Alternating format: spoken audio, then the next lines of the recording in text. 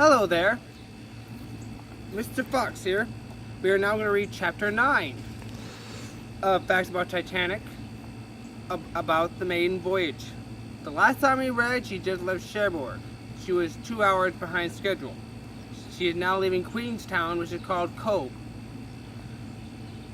Chapter 9, Queenstown, Ireland, Thursday afternoon, April 11th of 1912. Before Titanic left Cherbourg, P.W. Fletcher made his second round of the ship, blowing his bugle to announce the evening meal.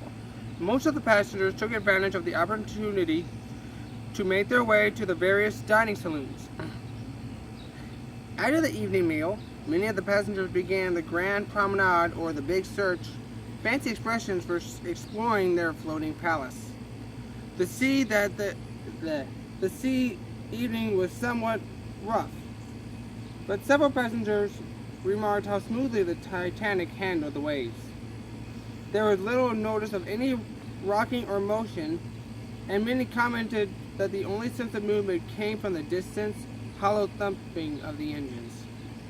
While the passengers were settling into the routine they believed would last until they arrived in New York, the crews also settled into their own routine. The stokers, firemen, trimmers, greasers, and other members of the engineering department stood their 4 4-hour shifts. Lucky them, I wish I had 4-hour shifts. In the ventilating department, stewards and stewardess, cooks, bakers, and anyone else responsible for running the hotel portion of the ship prepared for the further 12 and 18-hour days. Ugh. Some stewards were on call 24 hours and would only get to rest early in the morning when their passengers no longer needed their services. Sounds like something else. All the ship's officers except Captain Smith stood no more 4-hour deck watches. Sorry about that. But they had other duties as well. Each had various rounds to keep, duties to attend. Each had his own cabin and would retire whenever possible to catch up on their rest. But the normal routine was 8 to 10 hours on duty, 2 to 4 hours off. Ugh, man, I can't even imagine. So basically, they are just getting ready to settle into their own routines for the 5 or 6 days they'd be on the Atlantic. Marconi operators Phillips and Bride settled on their own watch schedule prior to leaving Southampton. Phillips took the 8 to 2 a.m. watch, or 8 p.m. rather, sorry, and Bride took the 2 a.m. to 8 a.m. stretch. During the rest of the time, the busiest of the ship, both men were usually on duty, although they did manage to take time off to rest when workload allowed it. Sometimes they would switch off. Basically, they would switch places, so each of them could get like at least 2 or 3 hours rest. The Harland Wolff Guarantee Company, or Guarantee Group as you will, was up and about offering their services to various departments, but for most of the voyage there was little for them to do except enjoy the journey. Lucky them. Down on F deck near the third-class dining saloon, close to where the butchers prepared their meals for the dogs. On the night, the animals too were suddenly in for the long trip. These 4-legged passengers will always be well treated as their masters up in first and second class. Oh, that'd be so nice. You want to trim my nails? Well, what the Roman passengers discovered in their travels through the magnificent ship was beyond belief for them. The first-class travelers were used to the finest accommodations, but most of the rest of the passengers had never seen anything like the luxury offered on the Titanic. Most of them would never see it again. Okay, this part talks about the first-class areas of the ship. I'm just gonna skip down through the important parts. first class passengers boarded the ship through the main entrance on B deck. And the first thing they saw was a magnificent grand staircase towering 2 stories above them, topped off by a huge glass and iron dome that allowed light to flood in into the first class entrance on the boat deck. The stairway and landings were fully carpeted in the light beige, yeah. The banisters were carved wood and iron, and the walls were adorned in the light oak. One crewman wrote, "Carpet, you sank it up to your knees. Furniture so heavy you could hardly lift it. She was a beautiful and wonderful ship." There was also a smaller grand staircase on the aft of the ship. That's what it says here. I'm just paraphrasing it so we can do this for time restraints. The grand staircase led up from B deck to A deck.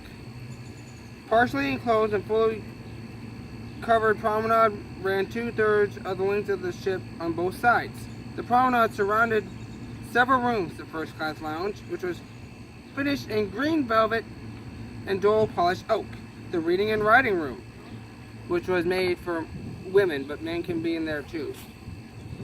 When men would go for a smoke, that's where most of the women would go. That's what I was told, and that's what I read. It was also, it was finished up in dark Georgian style, surrounded with the finest mahogany, mother of the pearl inlay work. The stained glass windows in the veranda Palm Court Cafe, with the floor-to-ceiling windows that let the air in, finished with thick, heavy-laid carpeting surrounded with live plants. That had to be one of the most beautiful rooms. The corridors were oak-paneled and revolving doors to help keep the cold air out. Mirrors and cut glass surrounded it. Passengers walking up the grand staircase toward the boat deck saw the beautiful wood carving of Titanic, Honor and Glory, Crowning Time, on the wall of the landing. I'm probably going to get so many comments for that plug-in. Once on the boat deck, people could look up through the huge glass dome and then go outside to the deck, which contained both first and second class promenade. Noticeable on this deck were the abundance of chairs and benches for the passengers to sit on, as well as the 4 funnels and the 20 lifeboats. The enclosed entrance had linoleum floors, which was a new invention and very expensive. The walls were covered in dark oak, and there were several electric heaters to keep the room warm. A first-class passenger who entered the ship on B deck went down to the main grand staircase to C deck. We would find the majority of the first-class cabins as opposed to the multi-rooms on B deck. That was separated Olympic from Titanic. Well, one of the things, because they used that extra promenade space on B deck to make it a enclosed private promenade. Olympic didn't have that, if I remember correctly. Continuing down one more level to D deck, the first class passenger would find more first class cabins in the huge first class reception room that extended the width of the ship and had large floor to ceiling windows. Thick Axminster carpet covered the floor. Wicker chairs and Chesterfields were placed for the passenger comfort. A huge grand piano was waited in the room. Passing the reception room were 2 large iron and wooden doors that brought passengers into the first class dining saloon, the largest single room on that ship. It was so large that the room could seat every first class passenger on this voyage in one sitting, comfortably. Down one more level of the grand staircase were the first class accommodations on the starboard side of E deck. Running the length of the E deck on the port side of the corridor was called Scotland Road, where that Gary minister was at. I think no, that was the second class stairway, but still, it's right by, yeah. It was used by the crew and third-class passengers to move from one end of the ship to the other. Passengers who did not have the funds of the social stature to travel first class traveled second class. Those were immigrants who wanted to travel cheaply, those of third class. The second class accommodations on the Titanic were said to be better than first class on other ships. Even the third class was supposed to be better than first class on the other liners of that day. The second class passengers had their own grand staircase, which I just said a few minutes ago, leading down 6 decks from the boat deck. Titanic and Olympic were the first ships to have an elevator for second class passengers. There was a separate library, a smoking room, an enclosed promenade, and a huge dining saloon. The boat deck had its separate promenade area. Third class passengers, though, did not get all the amenities and trappings the other two classes did, but they were well taken care of. Instead of the huge dormitories the other ships had, the Titanic provided individual rooms with anywhere from 2 to 6 beds. All restroom facilities were All restroom facilities were common, but many of the third-class passengers had never seen or used indoor plumbing. That's sad for back in that day. The food was exceptional by their standards, and there was lots of it. Most third-class passengers had more to eat on this voyage than they ever had in their life. In this area, third-class passengers knew their social status. They were not upset by the locked gates or by segregation from upper-class passengers. Few had even had the opportunity to take charge of this serious situation, and they're used to being told what to do. That's why so many third-class passengers died, because most of them were immigrants and didn't speak English. Most of them didn't know where to go, what to do, who to go see during the time of the sinking. And most of them perished while waiting for instructions. Okay.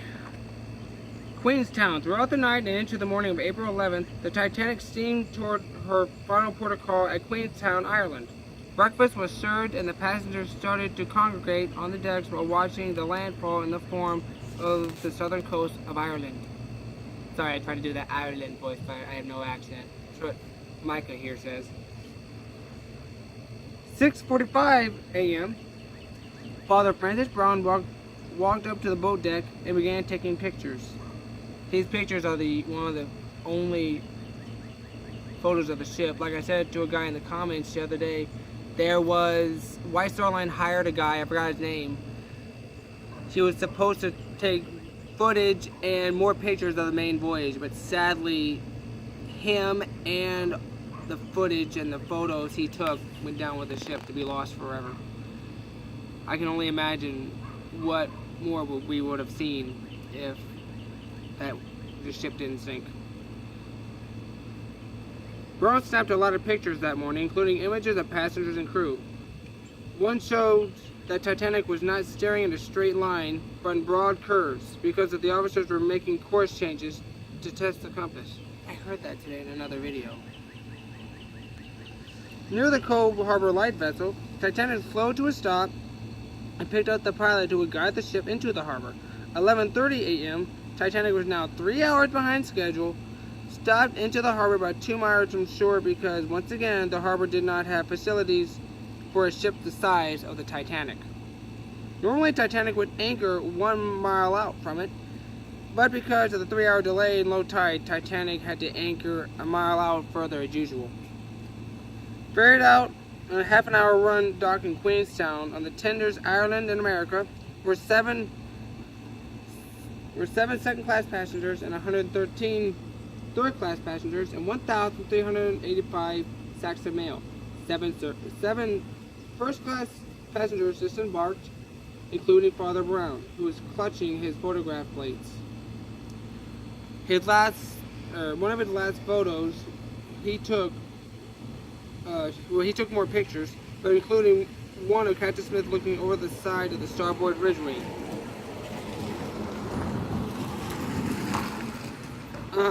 One authorized departure in Queenstown was stoker John Coffey. Anyone thirsty? His tone was in Queenstown. He probably signed on in Southampton to a free trip home. So basically what he did was, oh look! Hey look, there's a ship I can get on. Okay, I'm home. Okay, freak y'all, bye!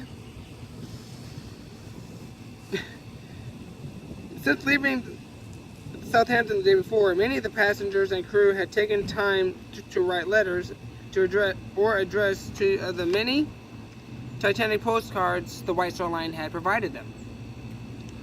So there was a lot of outbound mail to take ashore. Little is known about Chief Officer Wilde, but he did mail a letter to his sister in Queenstown. In it, he included this observation: "I still don't like this ship. I have a queer feeling about it." Loading the third-class passengers was less hectic here. The stewards and the crew knew their way around now. At least this lot spoke English, one steward said. That's mean, but that was a thing back in the day. At some point during the boarding process, one of the highlights of the stop in Queenstown took place. An unnamed stoker, totally covered in black suit, climbed the 165-foot ladder inside the aft funnel, or the dummy funnel, if you may, to get a look outside and get some fresh air. Don't you love the sea air? Really clears out the sinuses. The appearance of the black head popping out of the funnel scared a number of people, and many took it as an ill omen. At 1:30 p.m., 2 hours after Titanic's arrival, a huge whistle blew, and the propellers started to churn the water. As preparations were being made to close the gangway door, a local photographer took a photo of First Officer Murdoch and Second Officer Lighthauler standing in the open doorway of the ship. This was the last known surviving photograph taken of anyone on the ship. The anchor was hauled up, and Father Brown, now standing on the tender, took one last photo of the Titanic. As the tender moved away, because Titanic had been forced to anchor an extra mile from shore, she lost yet another hour. The great ship left Queenstown for 4 full hours behind schedule. On the stern of the ship, newly arrived third-class passenger Eugene Dolly propped himself up on the bench, began playing the dirge Irwin's Lament on his Irish pipes as the green hills of Ireland began to fall away and the Titanic then picked up speed. The sun was beginning to drop into the western horizon when a French fishing boat edged so close to the Titanic that it was splashed with water. But nothing serious happened as the boat fell astern.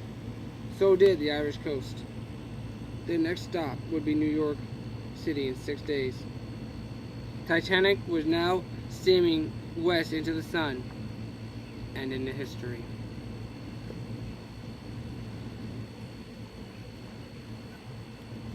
It's coming. I have nothing to say to this chapter except 1,500 people, or at least 1,496, I believe, are about to lose their lives and they don't even know it. That's what's sad. That's why you should always take one day at a time.